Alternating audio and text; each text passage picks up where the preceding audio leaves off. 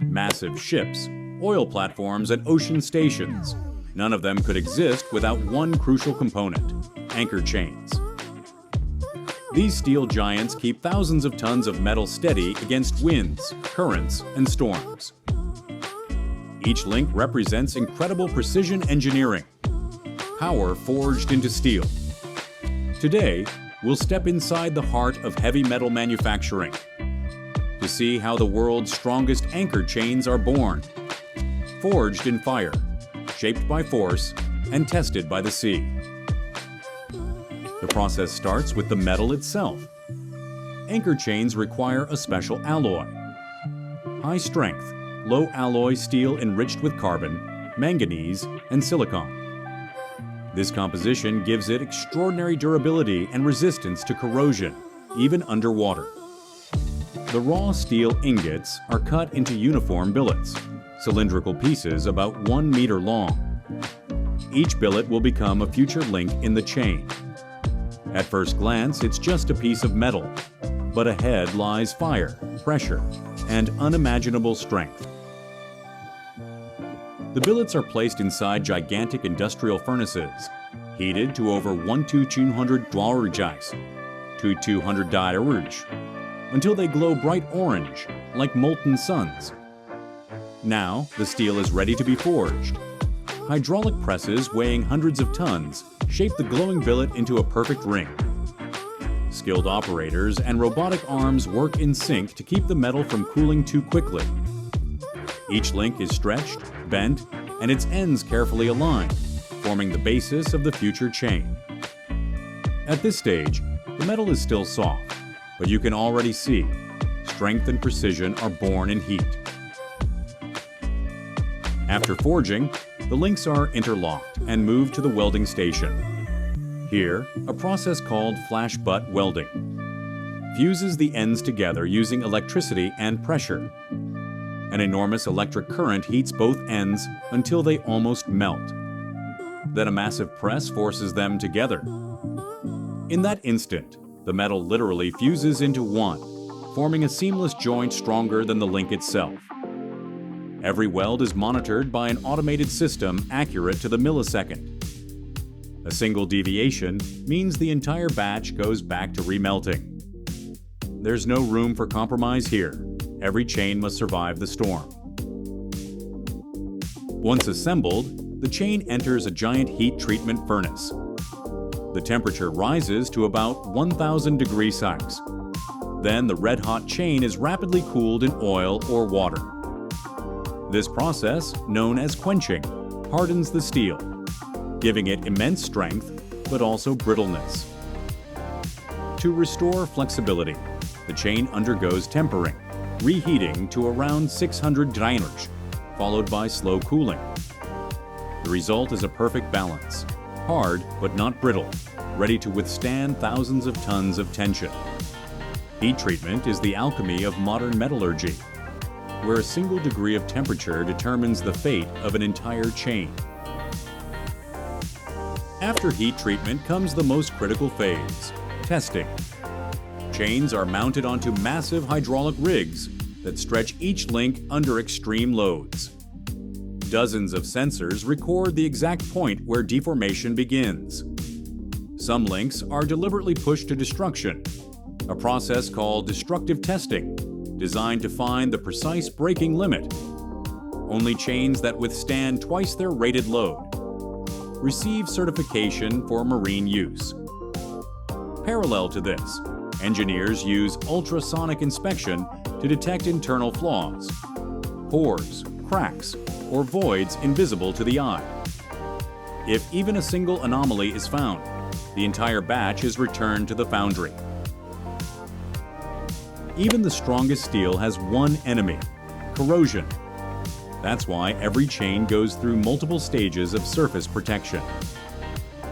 First comes galvanization.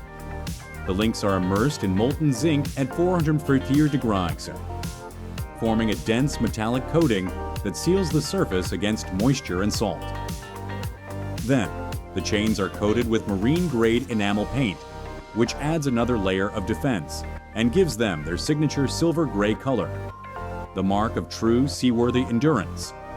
And so, these steel giants are born, ready to face decades of waves, storms, and time itself. When individual chain sections are complete, they're joined together into enormous lengths, sometimes stretching for dozens of meters. Each link is inspected by hand. A skilled worker with a hammer and gauge checks every weld, curve, and thickness of steel. Even a 1 millimeter deviation could affect the chain's performance under extreme load. Special machines carefully connect the links, forming an unbroken line of steel weighing tens of tons. Engineers ensure that the joints remain flexible. The chain must bend smoothly while still maintaining incredible strength. These massive assemblies gradually grow into coils of metal, ready to serve as the backbone for ships, drilling platforms, and marine cranes. After mechanical tests, the chains face their ultimate challenge: ocean simulation. They're placed into large testing tanks that replicate real sea conditions: saltwater exposure, pressure, wave motion, and continuous stretching cycles. Hydraulic machines pull on the links with a force equal to the weight of several locomotives. Sensors detect even the smallest changes in shape, while computers simulate years of wear and tear in just a few hours. If a chain passes this test without deformation, it earns the highest certification, grade R5, used in shipbuilding and the oil and gas industries. This is the pinnacle of quality. Chains strong enough to anchor a platform weighing tens of thousands of tons, even at depths of over a kilometer. The manufacturing of anchor chains relies on ultra-advanced machinery. Robots with artificial vision monitor welding and alignment in real time. Laser scanners measure each link with precision, down to hundredths of a millimeter. Automated manipulators lift and move chains weighing dozens of tons, safely, without human risk.